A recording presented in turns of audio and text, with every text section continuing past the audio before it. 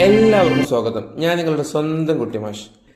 5ാം ക്ലാസ്സിലെ സാമൂഹ്യ ശാസ്ത്രത്തിൽ ആനുവൽ എക്സാമുമായി ബന്ധപ്പെട്ട് ചോദിക്കാൻ സാധ്യതയുള്ള മോഡൽ ചോദ്യങ്ങളും അതിൻ്റെ ഉത്തരങ്ങളൊക്കെയാണ് ഈ വീഡിയോയിൽ ഉൾപ്പെടുത്തിയിരിക്കുന്നത്. അപ്പോൾ നമുക്ക് ഒന്നാമത്തെ പ്രവർത്തനത്തിലേക്ക് പോയാലോ. ഒന്നാമത്തെ പ്രവർത്തനം: മിശ്രഭോജനവുമായി ബന്ധപ്പെട്ട് താഴെ പറയുന്നവയിൽ ശരിയായ പ്രസ്താവനകൾ ഏതെല്ലാം? എ. വസ്ത്രധാരണത്തിന് വേണ്ടി തെക്കൻ തിരുവിതാംകൂറിലെ സ്ത്രീകൾ നടത്തിയ സമരം. ബി. അയ്യ വൈകുണ്ഠസ്വാമികളുടെ നേതൃത്വത്തിൽ നടന്നു. സി.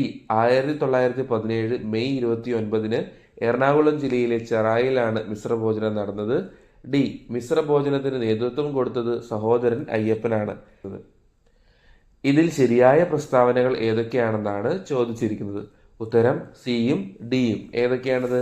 1917 മെയ് 21 എറണാകുളം ജില്ലയിലെ ചെറായിലാണ് മിശ്രഭോജനം നടന്നത്. മിശ്രഭോജനത്തിന് നേതൃത്വം കൊടുത്തത് സഹോദരൻ അയ്യപ്പനാണ്. ഇത് രണ്ടുമാണ് ശരി, ബാക്കി രണ്ടെണ്ണം തെറ്റാണ്. രണ്ടാമത്തെ ചോദ്യം: താഴെ നൽകിയിട്ടുള്ള പട്ടിക പൂർത്തിയാക്കുക. നിങ്ങൾക്ക് എല്ലാവർക്കും ഓർമ്മയുണ്ടാകും, ഇത് ടെക്സ്റ്റ് ബുക്കിലുള്ള ഒരു പട്ടികയാണ്. ഇത് എന്തായാലും പരീക്ഷയ്ക്ക് ചോദിക്കാൻ വളരെയധികം സാധ്യതയുണ്ട്. അപ്പോൾ നിങ്ങൾ എന്ത് ചെയ്യണം? ഇത് പൂർത്തിയാക്കണം, ഇത് നന്നായിട്ട് പഠിക്കണം. ഒന്നാമത്തെ പദ്ധതി ഏതാ? മഹാത്മാഗാന്ധി ദേശീയ ഗ്രാമീണ തൊഴിലുറപ്പ് പദ്ധതി. അതിന്റെ ഗുണഭോക്താക്കൾ ആരാ? ഗ്രാമീണ മേഖലയിലെ 18 വയസ്സിന് മുകളിലുള്ളവർ. അതിന്റെ സവിശേഷത എന്താ? 100 ദിവസത്തിൽ കുറയാത്ത കായിക തൊഴിൽ ഈ പദ്ധതിയിലൂടെ ഉറപ്പാക്കുന്നു. രണ്ടാമത്തെ പദ്ധതിയാണ് ലൈഫ് മിഷൻ. അതിന് ഗുണഭോക്താക്കൾ ആരാ?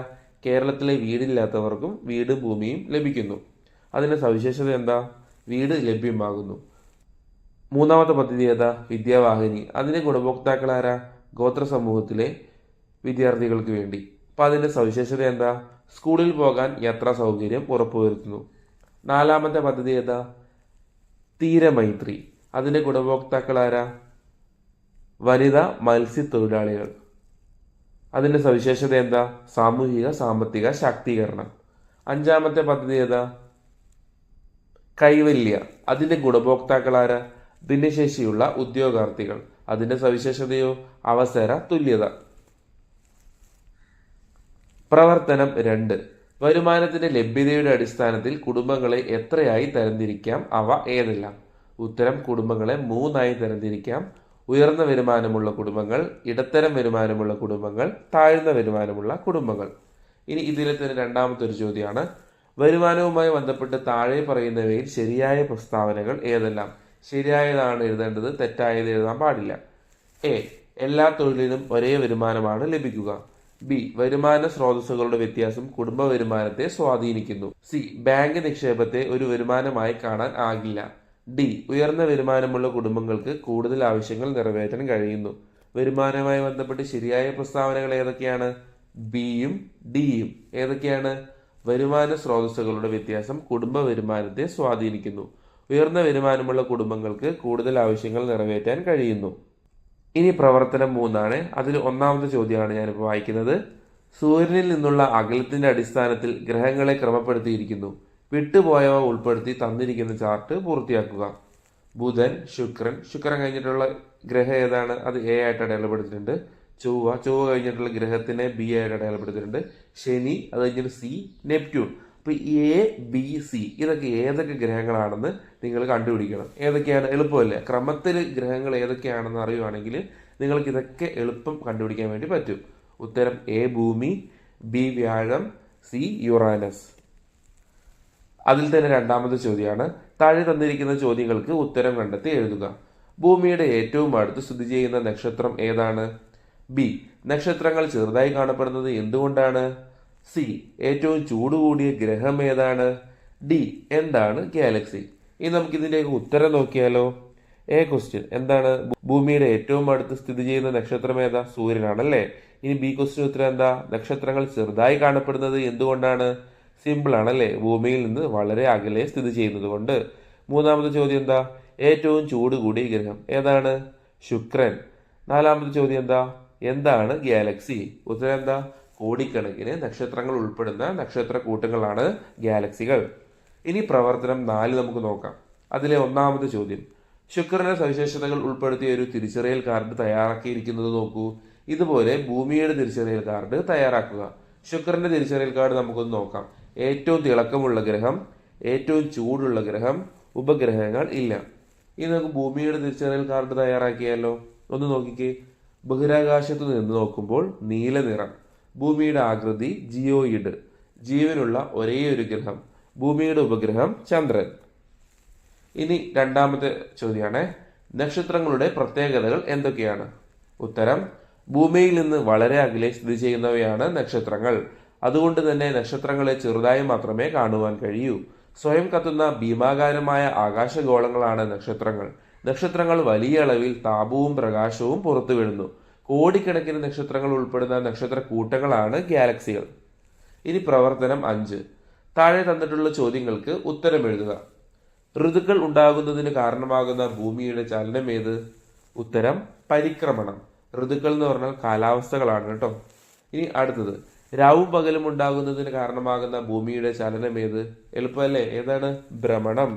ഇനി അടുത്ത ചോദ്യം, എന്താണ് ദിനാന്തരീക്ഷ സ്ഥിതി? അതിനുത്തരാണ്, ഒരു പ്രദേശത്ത് നിശ്ചിത സമയത്ത് അനുഭവപ്പെടുന്ന അന്തരീക്ഷ അവസ്ഥയാണ് ദിനാന്തരീക്ഷ സ്ഥിതി.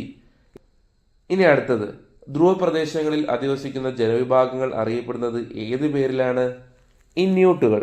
അടുത്ത ചോദ്യം, ഭൂമി അതിന്റെ ഒരു പരിക്രമണം പൂർത്തിയാക്കാൻ എത്ര ദിവസമാണ് എടുക്കുന്നത്? ഉത്തരം, 365.4 ദിവസം. ഇനി പ്രവർത്തനം 6. അതിലെ ഒന്നാമത്തെ ചോദ്യം, ഈ ലോഗോ കേരള സർക്കാരിന്റെ ഏത് മിഷന്റേതാണ്? ലോഗോ ശരിക്കും നോക്കൂ.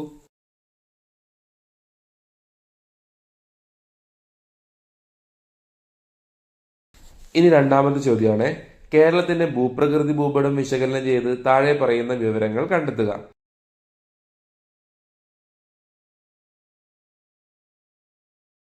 ക്വസ്റ്റ്യൻ, കേരളത്തിലെ മലനാട് പ്രദേശം അതിർത്തി പങ്കിടുന്ന 2 അയൽ സംസ്ഥാനങ്ങൾ ഏതൊക്കെ? ഉത്തരം, തമിഴ്നാടും കർണാടകയും. ബി ക്വസ്റ്റ്യൻ, വിസ്തൃതിയിൽ ഏറ്റവും കുറവുള്ള ഭൂപ്രകൃതി വിഭാഗം ഏതാണ്? ഉത്തരം, തീരപ്രദേശം. സി ക്വസ്റ്റ്യൻ, കേരളത്തിന്റെ 3 ഭൂപ്രകൃതി വിഭാഗങ്ങൾ ഏതൊക്കെയാണ്? ഉത്തരം, മലനാട്, ഇടനാട്, തീരപ്രദേശം. ഡി ക്വസ്റ്റ്യൻ, സമുദ്രനിരപ്പിൽ നിന്നും ഏറ്റവും ഉയരത്തിൽ സ്ഥിതി ചെയ്യുന്ന ഭൂപ്രകൃതി വിഭാഗം ഏതാണ്? ഉത്തരം, മലനാട്. ഒന്നാമത്തെ ചോദ്യം, എ കോളത്തിന് അനുയോജ്യമായവ ബ്രാക്കറ്റിൽ നിന്നും കണ്ടെത്തി ബി കോളത്തിന് നേരെ ചേർത്ത് എഴുതുക. നമുക്ക് ആദ്യം ബ്രാക്കറ്റിലുള്ളത് എന്തൊക്കെയാണെന്ന് നോക്കാം. വിദ്യാഭ്യാസ അവകാശ നിയമം, സുപ്രീം കോടതി, സാമൂഹിക വഴക്കങ്ങൾ, പോക്സോ നിയമം, ഹൈക്കോടതി. എ കോളത്തിൽ ഉള്ളത് എന്താണെന്ന് നമുക്ക് നോക്കാം. 1 ഇന്ത്യയുടെ പരമോന്നത കോടതി, 2 സംസ്ഥാനത്തെ പരമോന്നത കോടതി, 3 കുട്ടികൾക്ക് ലൈംഗിക അതിക്രമങ്ങളിൽ നിന്നുള്ള സംരക്ഷണം, 4 6 മുതൽ 14 വയസ്സ് വരെ നിർബന്ധിത വിദ്യാഭ്യാസം, 5 അലിഖിത നിയമങ്ങൾ. നിങ്ങൾ എന്താ ചെയ്യേണ്ടത്? ഈ എ കോളത്തിലുള്ള 5 എണ്ണം ഇല്ലേ, അതിന് നേരെ ഏതൊക്കെയാണ് ശരിയായിട്ട് വരുന്നത് അത് ബ്രാക്കറ്റിൽ നിന്ന് എടുത്ത് എഴുതണം. ഇനി നമുക്ക് ഒന്നാമത്തെ നോക്കിയാലോ. ഇന്ത്യയുടെ പരമോന്നത കോടതി, അതുമായിട്ട് ബന്ധപ്പെട്ട ശരിയായത് ഏതാണ്? ബ്രാക്കറ്റിൽ നോക്കിയിട്ടൊന്ന് എടുത്ത് എഴുതിക്കേ. ഏതാണ് ഇന്ത്യയുടെ പരമോന്നത കോടതി? സുപ്രീം കോടതി. 2 സംസ്ഥാനത്തെ പരമോന്നത കോടതി ഏതാണ്? സിമ്പിൾ അല്ലേ? ഏതാ? ഹൈക്കോടതി. 3 മൂന്നാമത്തെ ഏതാ? കുട്ടികൾക്ക് ലൈംഗിക അതിക്രമങ്ങളിൽ നിന്നുള്ള സംരക്ഷണം. ഏത് നിയമമാണത്? പോക്സോ നിയമം. 4 6 മുതൽ 14 വയസ്സ് വരെ നിർബന്ധിത വിദ്യാഭ്യാസം. ഏതായിരിക്കും? സിമ്പിൾ അല്ലേ? വിദ്യാഭ്യാസ അവകാശ നിയമം. 5-മത്തെയോ? അലിഖിത നിയമങ്ങൾ. അതേതാണ്? സാമൂഹിക വഴക്കങ്ങൾ. പ്രവർത്തനം 8. ഒന്നാമത്തെ ചോദ്യം, കാലാവസ്ഥാ വ്യതിയാനത്തിനുള്ള കാരണങ്ങൾ എന്തെല്ലാം? ഉത്തരം, അമിതമായ പ്ലാസ്റ്റിക് ഉപയോഗവും അവയുടെ വലിച്ചെറിയലും, ഫാക്ടറികളിൽ നിന്നും പുറന്തള്ളുന്ന വിഷവാതകങ്ങൾ, വാഹനങ്ങളിൽ നിന്നും പുറന്തള്ളുന്ന വിഷവാതകങ്ങൾ, കൃഷിയിടങ്ങളിലെ അശാസ്ത്രീയമായ വളപ്രയോഗം, അമിതമായ മണ്ണെടുപ്പ്, വനനശീകരണം. ഈ രണ്ടാമത്തെ ചോദ്യം, താഴെ തന്നിരിക്കുന്ന ലോഗോ എന്തുമായി ബന്ധപ്പെട്ടിരിക്കുന്നു? ഓപ്ഷൻസ് ഉണ്ട്. ഹരിത കേരള മിഷൻ, ലൈഫ് മിഷൻ, സ്വാന്തനം പദ്ധതി, കാരുണ്യ പദ്ധതി. ഏതാണ് ഉത്തരം? സിമ്പിൾ അല്ലേ? ടെക്സ്റ്റ് ബുക്കിലുണ്ട് ഈ ലോഗോ. ഉത്തരം, ഹരിത കേരളം മിഷൻ. പ്രവർത്തനം 9. ഒന്നാമത്തെ ചോദ്യം, ചുവടെ ചേർത്തിട്ടുള്ള വാചകങ്ങളിൽ വിട്ടുപോയ ഭാഗം പൂരിപ്പിക്കുക. 1 ഡാഷിലൂടെ മാത്രം റോഡ് മുറിച്ച് കിടക്കുക. നിങ്ങൾ ഏതാണെന്ന് മനസ്സിൽ ഉത്തരം ആലോചിച്ച് വെച്ചോ. 2 കാൽനട യാത്രക്കാർ റോഡിന്റെ ഡാഷ് വശം ചേർന്ന് നടക്കുക. ഏതാണ്? നിങ്ങൾ പൂരിപ്പിച്ചോ.